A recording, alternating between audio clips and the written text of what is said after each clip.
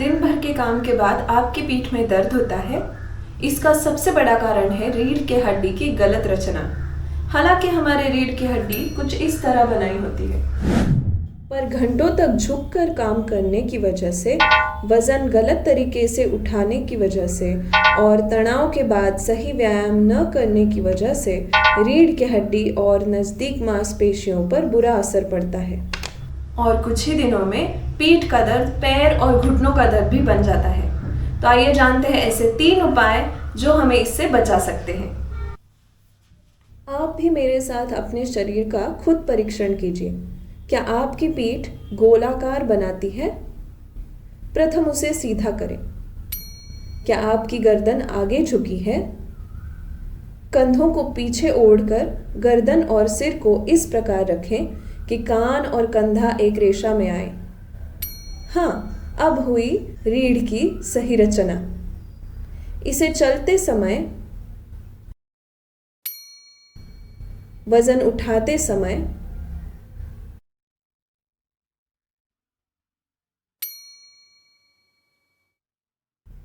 बैठते समय जरूर अपनाइए।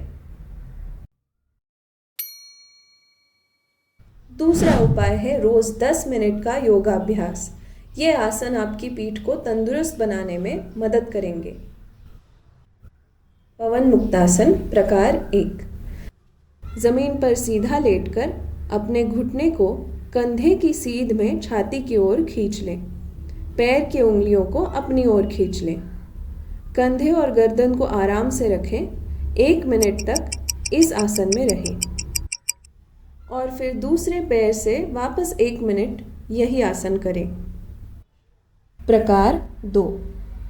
अब दोनों पैरों में अंतर रखकर यही आसन फिर से करें। 1 मिनट तक इस आसन में रहें। प्रकार 3। अपने दाहिने ठकने को बाएं घुटने पर रखें और बायां घुटना दोनों हाथों से छाती की ओर खींच लें। अगर गर्दन ऊपर उठ रही है तो पैर को पकड़ने के लिए तौलिया, दुपट्टा या बेल्ट का इस्तेमाल कर सकते हैं। इसे भी 1 मिनट तक रखकर दूसरे पैर से करें।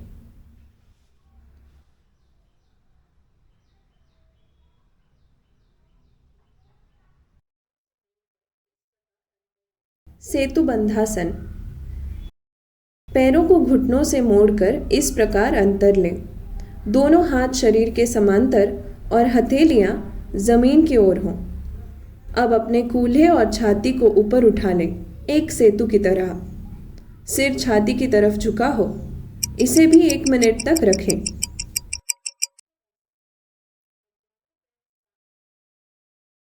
मरकट आसन। अब दोनों पैर साथ लाकर हाथों को कंधों की रेखा में रखें। घुटनों को दाएं तरफ जमीन की ओर छोड़ दें। सिर बाएं तरफ हो। 1 मिनट रखकर दूसरी तरफ यही आसन फिर से दोहराएं।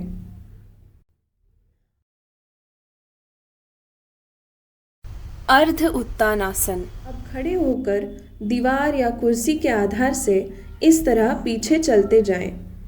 पैर और हाथों में अंतर रखें। अब पीठ सीधी रखते हुए छाती को जमीन की ओर लेके जाएं। हाथों और घुटनों को सीधा रखें। यही आसन 1 मिनट तक फिर से दोहराएं और छोड़ दें।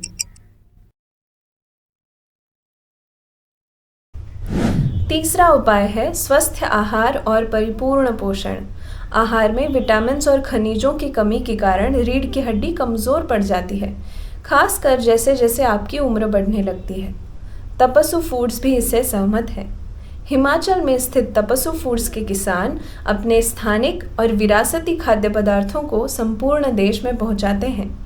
उनकी खेती से लेकर कटाई तक संपूर्ण प्रक्रिया बहुत ही सावधानी से बनाई गई है।